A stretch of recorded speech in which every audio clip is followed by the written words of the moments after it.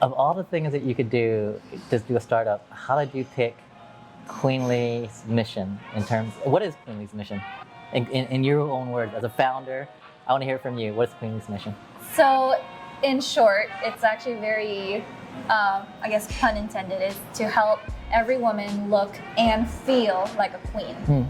And that is just, there's a lot of dimensions there, because it's like you can look like a queen and dress up really nice, but do you feel like it? Do you feel self-love, self-esteem, and like confidence in yourself that you can walk out into that dress at your wedding or your prom or quinceañera, that you feel like a queen? And so involving that is that we have a lot of inclusivity when it comes to sizing, plus size, height, as well as even skin tones. So this is something that most fashion companies don't really think Very about. cool.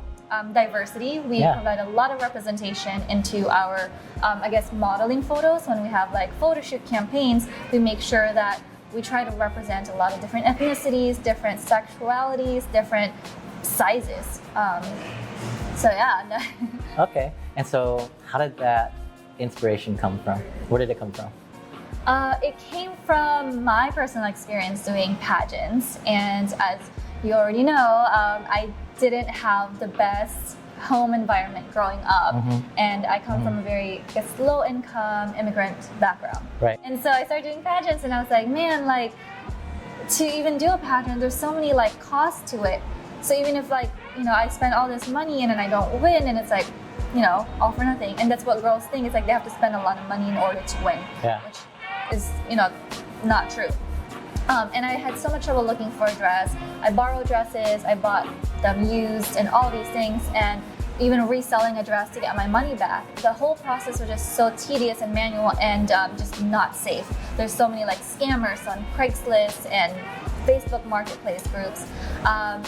So one day I just had this itch inside of me. I was like, there has to be a better way. There has to be a better way, because I don't want any girl to feel like they can't attend prom or they can't do a pageant because they can't afford the dress, because it's majority of the cost.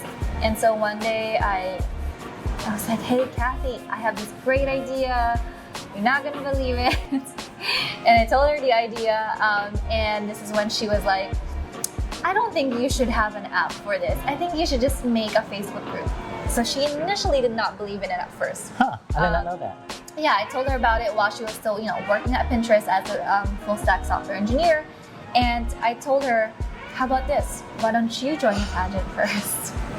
and see what it's all about. That's how Kathy. And that's how I pushed her to be Miss Asian Global. Okay. Yeah. Why did she, I'm curious, why did she think an app would not be a good idea? So this is why she stresses upon anyone that we hire to be able to see the mission and believe in it. Because before, she did not see it. She did not believe it, because she was never put in a position where she needed dresses. That makes so much sense. So once I said, hey, why don't you do a pageant? She said no maybe 8 times, and when she finally said yes, you know, we put her through the application, the interview, and all these things. She ended up loving the whole experience. I was in awe at how much she loved the experience, to the point where she joined so many more after. Like I said, I've been very privileged to watch you grow and transform, and you're just like, you're showing no signs of stopping or slowing down. So I'm so impressed with what you've done and how you just transformed your idea and your vision into reality. And it's constantly like, you were only at 3.4 million like less than a couple of months ago, and now you more than doubled that. So that's super impressive. Yeah, it's honestly crazy to me still. So. Hello, welcome to Pada Tea House. Oh my goodness. Here I have a cocktail for you. Oh, thank you. Eye candy. Wow. And Lychee. here It's a gin juice. Wow, thank you. Thank you so much. Wow.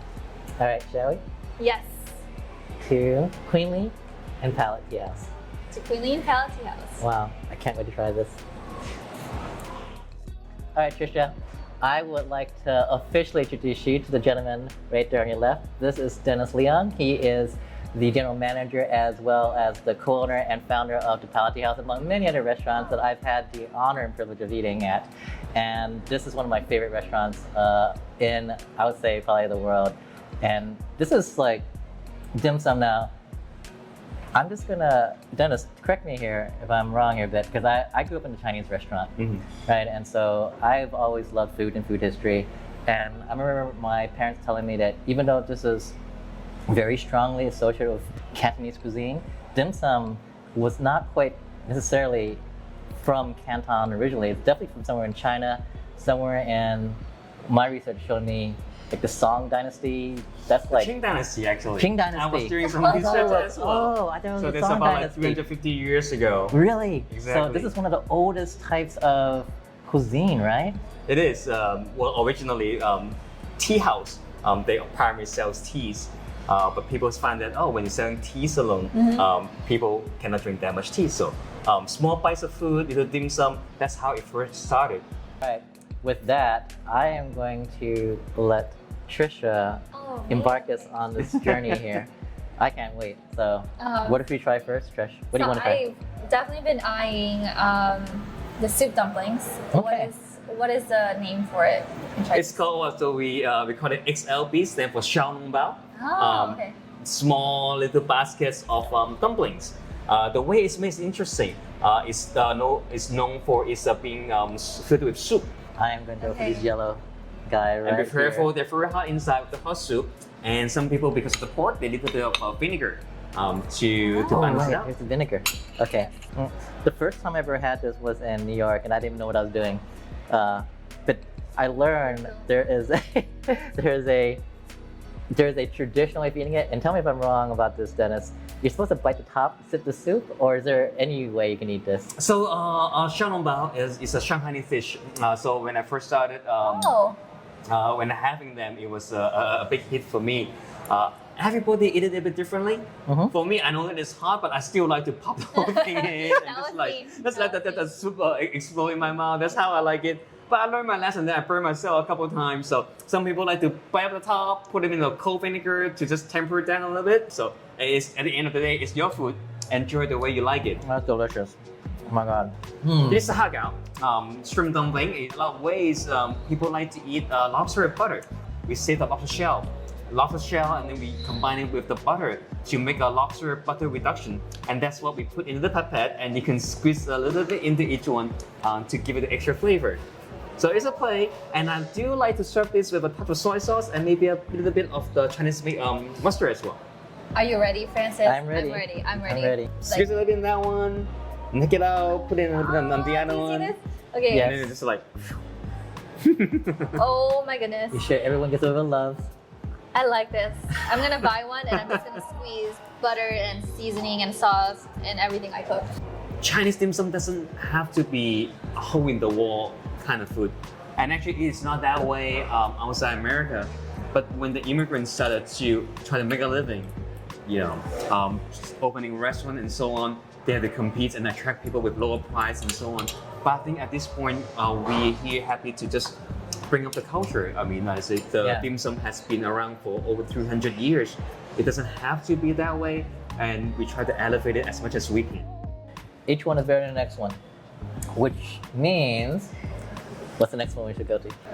The crab. All right. Okay, that's pretty much what I've been waiting for. Back then when the pandemic first started, there's only 4 of us working. One day we come up with this dish. I'm like, chef, just make more of this sauce. You can put it on anything. I mean, you put it on a flip-flop, I will still eat it, No, I agree. Oh my God, this sauce is crazy good. It's perfect. So when garlic is fried, it has a special sweetness aroma to it.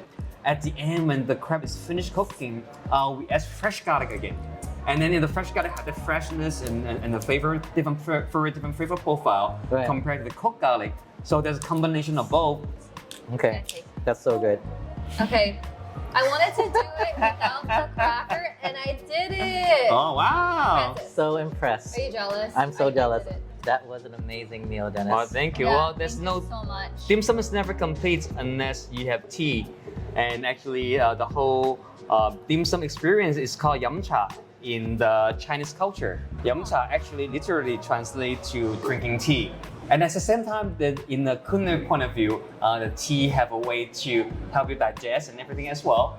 So it's a great combination with tea and dim sum. Well, all right, that was an amazing meal. And I want to shift gears a little bit. I want to talk about business. Obviously, we've all gone through this really interesting year, 2020, 2021, right now still in it. I remember looking at numbers like 99% of the businesses in America are like small businesses, and I think about 40% of them were just shut down during the pandemic. But it was actually higher in California. It's like 50, over half of it. Oh my goodness. Right? And then 75% of the ones that were Asian owned, like in Chinatown, they were shut down in 2020. Like 3/4 of Chinatown was just down, right? Yeah. So a lot of Asian businesses were hit hard, not because of the pandemic, but also because of that whole surgence of Asian American or just Asian hate wave, right? So my question to you guys is, how did you guys do that? How did you guys take a time where it was so dark for so many people in this boat, Asian-owned businesses, and not only survive but turn it around? Let's start with you, Dennis. Yeah. I'd love to Well, hear. I mean, restaurant industry is just being hit hard in Yeah. general. I remember when it first started back in March, we took 1 week off just to kind of let it all sink in. Yeah. And then me, the chefs, we're like, well, we got to keep this going. We can't just throw in the towels. I would say that business now is almost back to the pre-pandemic level, or at least like 90% of it. But we're still having maybe just 50% of the staff. We just have to find a way. We're very fortunate, and one at a time, we bring back some really great staff. I really appreciate that for everything that every single person bring in. I'm not saying that we're successful yet or whatever it is, but just to be able to have the staff back, everybody make a living, Yeah. and I'm happy about it. And you both touched on something that I also want to really delve a little deeper into, and that was you both were immigrants, actually. So, is there a change or shift in how you perceived what America and the America dream was when you got here versus what you're seeing in 2020 and 21 come out in terms of the way people view racism now? I mean, I've been here 30 years. I work hard. I've been a good citizen. I pay my taxes and everything. And looking forward to my next generation. And should I still expect people to discriminate against me, my kids? And how about my mom? Is she gonna be safe walking around in Chinatown?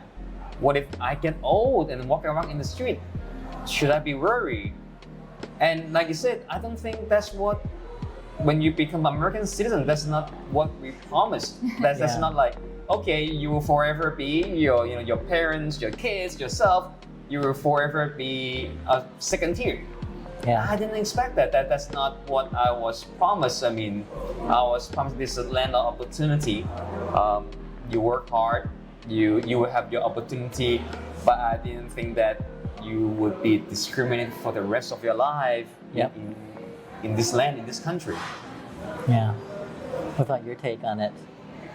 I think coming here, I came here at 10 years old, so you're never really taught what racism is, and coming from a country whom is mostly like homogenous, and especially I was from a small province, I did not know what racism was, Yeah. colorism, discrimination, everything. I just knew that in the Philippines, what you're taught is that darker skin is bad and lighter skin is good. And I think that's all of Asia, right? And so coming here, I actually had a very diverse class. So I came here 5th grade, and this is the first time that I'm interacting with Mexican Americans, you know, with Black Americans and just different races. And to me, it was like, okay, well, this is America. This is like the melting pot. And I never really quite experienced any racism or discrimination. Middle school and then high school, just because everything was mixed. Okay. This is in Vegas. And it wasn't until like I went to Berkeley. Wow. And I think we can all say that UC Berkeley opens up your eyes to a lot of political values and beliefs. That is true. And especially I was a poli-sci major. And that's when I started learning so many more like historical things, civil rights movement, all different things that were kept off of like textbooks that you would learn in a normal high school or elementary school. So it was very, very shocking to me about how many things and how much more work this country needs to do when it comes to racism and discrimination, as we can see from recent events. Right now, while you have this opportunity to grow, what is the example and the message and essentially the role model that you hope you're able to pass on to the next generation as they are witnessing you guys forge a new type of standard and also a new type of philosophy going forward in our place here in the American community? First, Dennis, I want to hear what you want. Moving forward, we need to stand up for yourself. Speak up. You know, if there's anything that's not right, that's not fair. Absolutely. You need to stand up for yourself and just be confident about yourself. If you work hard, if you put your mind to it, you put the effort in it, you can turn it around. I think we've all seen how important representation has been the past year for Asian Americans. And I think for me, for future generations, my biggest advice is to don't be afraid to take up space. For me, there are like, I would say probably 4 key areas that I'm hoping we inspire the future generations to really take up space in and to not apologize for being in there. And one is definitely mainstream media, like you said. Like you need to see more people that look like us on screen, being who we are, not who someone tells us who they think we should be. 2, I think government positions, we need to have more of us out there helping make the right images and the right rules and the right decisions and the right votes that actually represents more of the actual nation, right? Entrepreneurship, which you two literally show you cannot achieve wealth and your dreams constantly making someone else's dreams come true. And I think the 4th one, which I think is the most important one, embrace your culture. Yes. Right? Do not run away from it, right? That is one of the most, people think that's a weakness, but that's actually the strength. If you can embrace your culture, that opens up avenues and doors that people who don't have that culture can't access. Those are the 4 things I hope the future generations will embrace and grow with. So I want to thank you guys for being part of this, helping inspire the next generation and really sharing your lives and being the role models that you guys are. Thank you. I want to propose a toast. All right. For our success and the future generation's success. All right, that's Yum Cha. Yum Cha! Thank you. Thank you so much. You're welcome. Thank you.